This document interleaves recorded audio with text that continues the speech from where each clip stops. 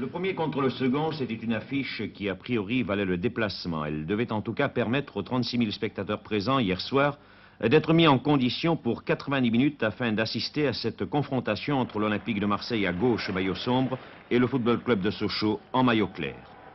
Dès le coup d'envoi par Bonnel, Kweku et Magnusson, l'attaque marseillaise bousculait la défense sochalienne et il fallait à Batman s'employer à fond sur des tentatives au but assez pressantes.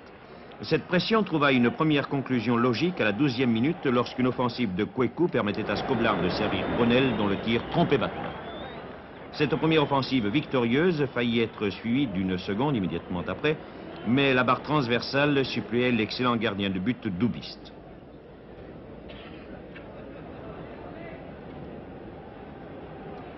On sentait que les Marseillais voulaient dès hier soir creuser la différence avec leur suivant immédiat, et l'on peut dire que pendant la première mi-temps, ils y sont parvenus. Ils y parvenaient d'autant mieux qu'à la 35e minute, sur un slalom de Magnusson, un centre de Novi, le tir de Skoblar repoussé par Batman voyait le contre de Kweku terminer sa course au fond des filets. 2-0 était le score à la mi-temps, mais l'équipe phocéenne était alors parfaitement consciente de la valeur de l'équipe adverse. Cela d'ailleurs allait se confirmer à la reprise. En effet, si la première mi-temps fut olympienne, la seconde en revanche fut nettement sochalienne.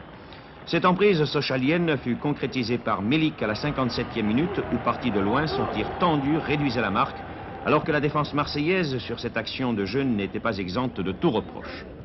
Ce but relançait la partie qui jamais n'a atteint les hauts sommets, mais le résultat final n'était pas encore connu.